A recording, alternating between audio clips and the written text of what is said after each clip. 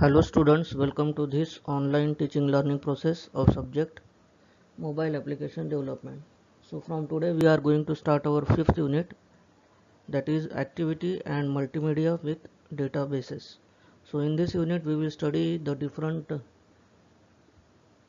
types of activities we can design with, as well as the content providers, broadcast receivers and different multimedia tools, and also how to connect the different activities with databases.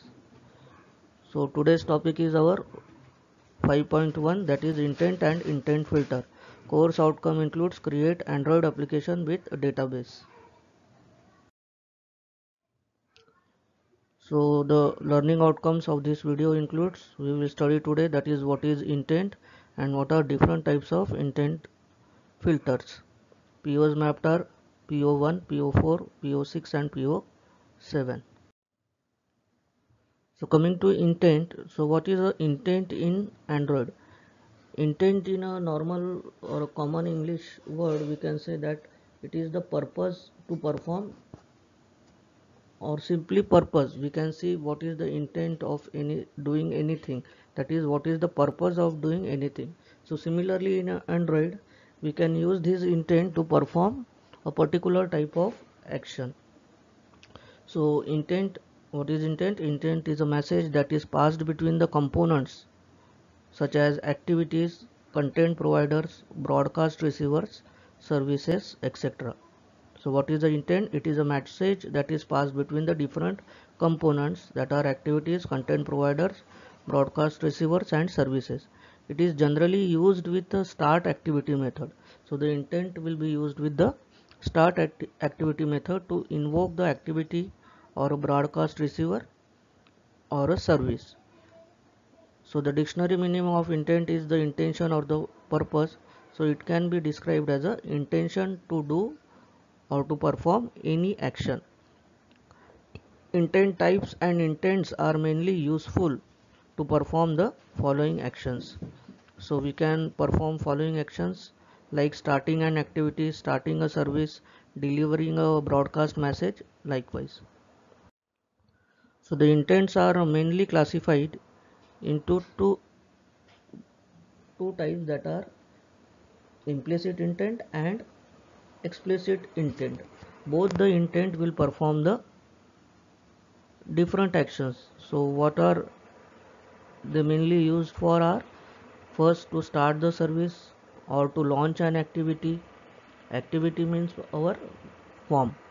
To display a web page, display a list of contacts, broadcast a message, or to dial a phone call. That is, we can perform different activities on our app. With the help of our app we can perform these different number of activities.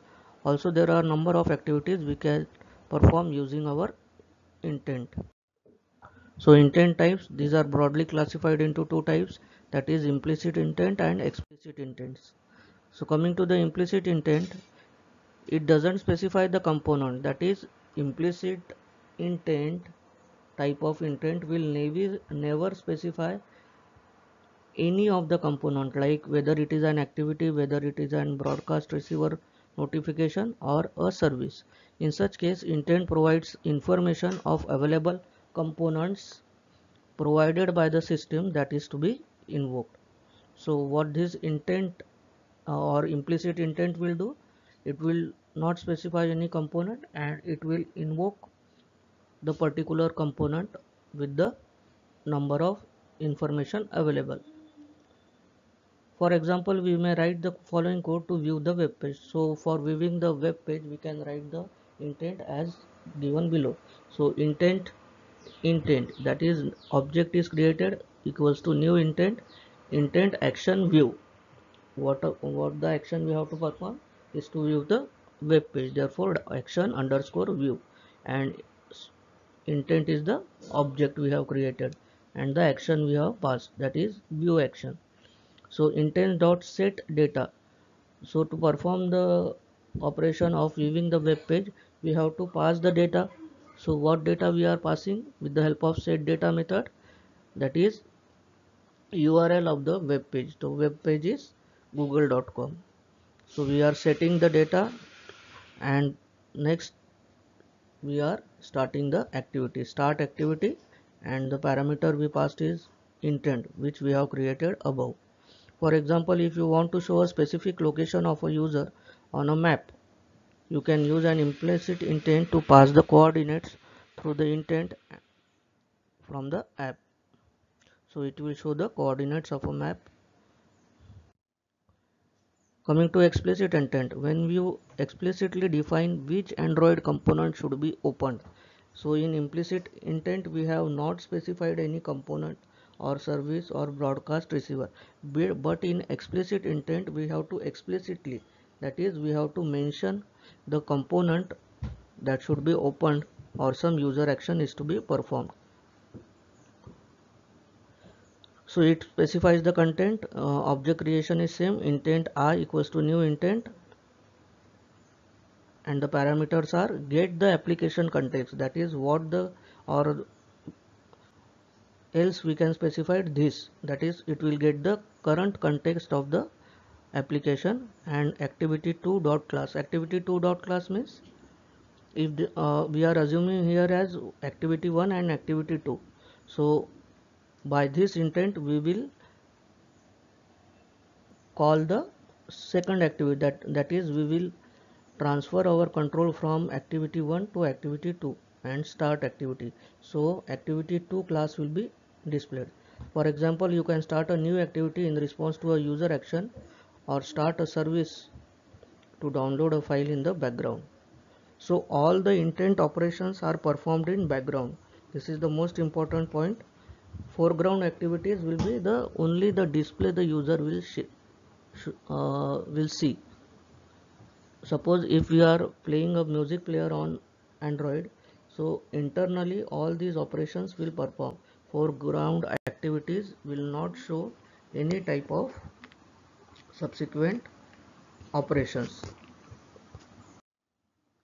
So the important MSBT related questions with respect to topic are: explain the intent with its type, in which we have to specify both the types implicit and explicit, and we have to write the syntax of intent in Android.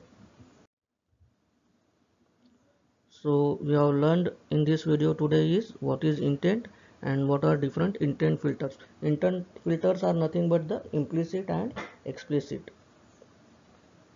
We can also call intent types as intent filters.